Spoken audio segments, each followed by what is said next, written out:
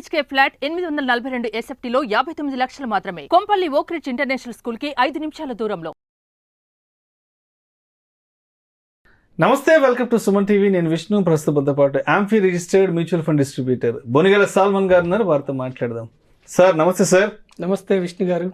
Salmon గారు Warren Buffett, the investment Guru. So అందరూ కూడా ఆయన సక్సెస్ స్టోరీస్ని ఇన్స్పిరేషన్గా తీసుకుని ఈ ఫైనాన్షియల్ మార్కెట్స్లో ముందుకు సాగుతుంటారు. అయితే వారెన్ బఫెట్ గారు మనీకి సంబంధించి ఆయన ఒక సూత్రం చెప్పారనమాట. Don't depend on a single income, make investments to create multiple income sources. అంటే ఎప్పుడూ కూడా ఒక్క ఇన్కమ్ మీద మాత్రమే ఆధారపడకండి, ఇన్వెస్ట్మెంట్స్ చేసుకుంటూ వెళ్తే మీకు రకరకాల అంటే మల్టిపుల్ ఇన్కమ్ సోర్సెస్ అనేవి మీకు తయారవుతాయి అంటూ కూడా ఒక మాట చెప్పారు. అండ్ ఇంకొక విషయం కూడా చెప్పారు, అంటే అంతా ఖర్చు పెట్టేసుకున్న తర్వాత ఇన్వెస్ట్మెంట్స్ చేయడం కాదు, మీరు ఇన్వెస్ట్మెంట్స్ చేసుకున్న తర్వాత ఏదైతే సర్ప్లస్ ఉంటుందో దాన్ని ఖర్చు పెట్టుకోమని చెప్పారు కదా. సో మరి అంటే దీని మీద మీ పర్సెప్షన్ ఏంటి? మీరు దీన్ని ఎలా ఇన్స్పిరేషన్గా తీసుకొని చెప్తారు? థ్యాంక్ యూ విష్ణు గారు, మంచి క్వశ్చన్ అడిగారు. వారెన్ బఫెట్ గారు మనకి ఇన్వెస్ట్మెంట్ పితామహుడు.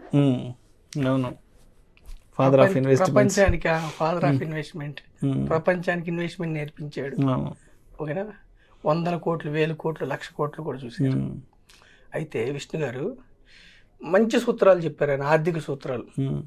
మనకు ఇప్పుడు 10,000 వస్తున్నాయి అనుకోండి, చిన్న ఉద్యోగి 10,000 వస్తున్నాయి. ఖర్చు పెట్టిన తర్వాత సేవ్ చేద్దామంటే, ఇన్వెస్ట్ చేద్దామంటే ఏం మిగలకపోవచ్చు.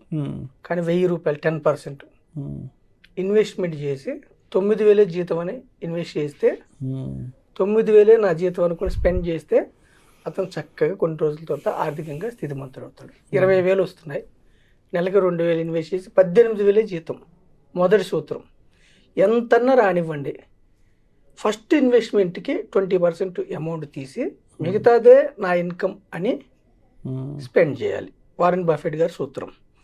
రెండవ సూత్రం ఏమిటి? ఆయన ఏమన్నది, don't depend on single income. ఒకే ఆదాయం మీద ఆధారపడవద్దు. మీరు చేసే ఇన్వెస్ట్మెంట్ వేరే ఇన్కమ్ సోర్స్ మీకు క్రియేట్ చేయాలి. వెరీ గుడ్, మంచిది. అందుకే ఏం చేస్తారు, ఇప్పుడు డాక్టర్స్ చూడండి విష్ణు గారు, ఒక హాస్పిటల్స్లో జాబ్ చేస్తుంటారు, పెద్ద మొత్తంలో జీతాలు వస్తుంటాయి. కానీ మీరు గమనించండి, వాళ్ళు కొన్ని చోట్ల క్లినిక్లు పెట్టుకుంటారు. వాళ్ళకి వచ్చే జీతం ఇప్పుడు యశోదాలో కానీ అపోలోలో కానీ ఉంటే మంచి శాలరీస్ వస్తాయి, కిమ్స్లో కానీ. కానీ సమ్ టైం కొంతమంది క్లినిక్లు పెట్టుకుంటారు. కొంతమంది చూడండి, ఇప్పుడు మూవీస్, సినిమా వాళ్ళు అయినా కానీ, ఇంకొకళ్ళు అయినా కానీ, ఆర్టిస్టులు అయినా కానీ, వాళ్ళు ఏం చేస్తుంటారు, యాక్ట్ చేస్తుంటారు, కానీ ప్యారలల్గా వాళ్ళు ప్రొడక్షన్ యూనిట్స్ కానీ సమ్ సెకండ్ ఇన్కమ్ జనరేట్ చేసుకుంటుంటారు. కొంతమంది ఏం చేస్తారు, రియల్ ఎస్టేట్లో పనిచేసే వాళ్ళు కూడా ట్రాన్స్పోర్ట్ కోసం కార్లు కొనుక్కొని సెకండ్ ఇన్కమ్ పెట్టుకుంటారు. తెలుసో తెలియకో వారెన్ బఫెట్ గారి ప్రిన్సిపల్ ఫాలో అవుతున్నారు.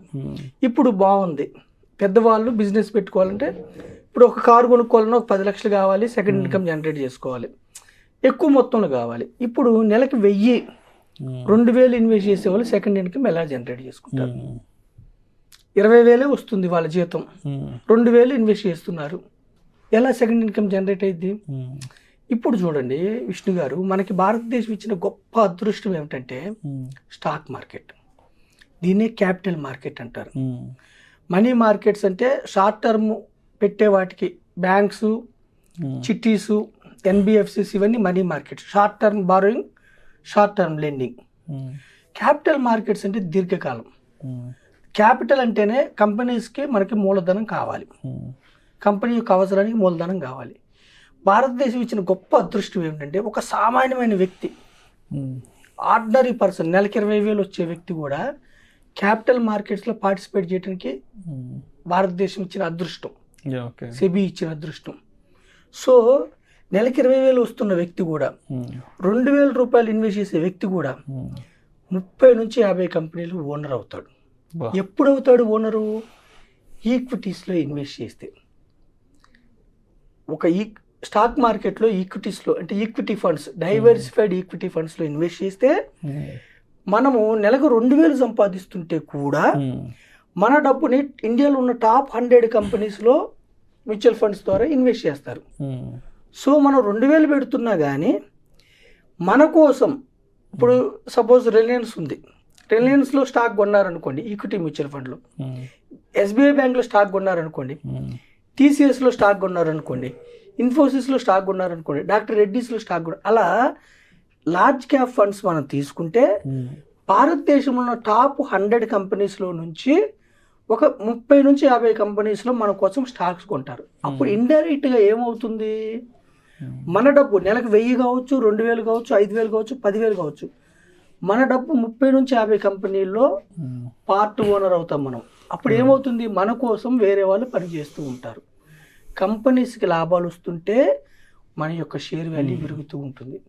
ఇక్కడ అర్థం ఏమిటి, వారెన్ బఫెట్ గారి అర్థం ఏమిటంటే ఎంత చిన్న అమౌంట్ ఇన్వెస్ట్ చేసినా పర్వాలేదు, సెకండ్ ఇన్కమ్ జనరేట్ కావాలి. ఎప్పుడైతే కంపెనీస్లో మీరు ఓనర్షిప్ తీసుకుంటారో, బిజినెస్ తీసుకుంటారో, మీ యొక్క డబ్బు పెరుగుతూ ఉంటుంది. షార్ట్ పీరియడ్లో క్యాపిటల్ మార్కెట్స్లో ఎప్పుడు ఫ్రీ లంచ్ ఉండదు, అంటే రిస్క్ ఫ్రీ ఉండదు, రిస్క్ ఉంటుంది. షార్ట్ పీరియడ్లో రిస్క్ ఉంటుంది. ఇప్పుడు చూడండి విష్ణు గారు, ఏ చిన్న బిజినెస్ పెట్టాలన్నా ఒక 5 లక్షలు 10 లక్షలు మూలధనం కావాలి, ఏ బిజినెస్ అన్నా పెట్టాలి. మనకు భారతదేశం ఇచ్చిన అదృష్టం ఏమిటంటే 1,000 రూపాయలతో కూడా 500లతో కూడా పెద్ద పెద్ద దుర్భేద్యమైన కంపెనీలో ఓనర్షిప్ తీసుకోవచ్చు. తీసుకుంటే ఏమిటి, మనం కూడా ఇప్పుడు రిలయన్స్లో షేర్ కొంటే మనం కూడా ముఖేష్ అంబానీ గారితో పాటు మనం కూడా ఓనర్ అవుతాం. ఓనర్ అయితే ఏమిటి, మనకు ఈక్వల్ రైట్స్ ఉంటాయి. డైరెక్టర్స్ని ఎన్నుకునే అధికారం ఉంటుంది, డివిడెండ్ పొందే అధికారం ఉంటుంది. షేర్లు స్ప్లిట్ అయినప్పుడు, బోనస్ షేర్లు ఇచ్చినప్పుడు మనకు కూడా డబ్బులు వస్తాయి. ఒక షేర్ ఉంటే ఒకటి వస్తుంది, లాభాల్లో పార్టిసిపేట్ అవుతాం. చిన్న మొత్తంతో నెలకి 1,000-2,000 సంపాదించే వ్యక్తి కూడా 30 నుంచి 50 కంపెనీలో ఓనర్ అవుతాడు. దీర్ఘకాలం వెళ్తే ఈక్విటీస్లో వెల్త్ క్రియేట్ అవుతుంది. ఇప్పుడు సెన్సెక్స్ మనం చూసాము, ఈరోజు 84,900, మనం 50,000 అని చెప్పుకుంటున్నాం. దగ్గర దగ్గర 85,000కి ఒక 100 పాయింట్లు తక్కువ.